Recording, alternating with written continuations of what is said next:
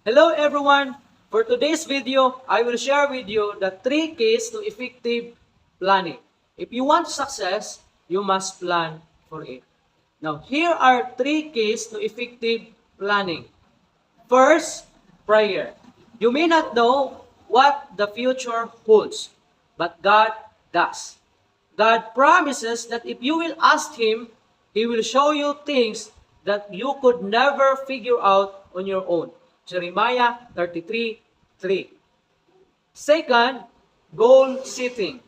Write out exactly what it is you are planning for. You will be amazed how this key will unlock your future. Third, prioritizing. You can't keep your priorities if you don't have any. Putting things in order will help you plan for and accomplish the most important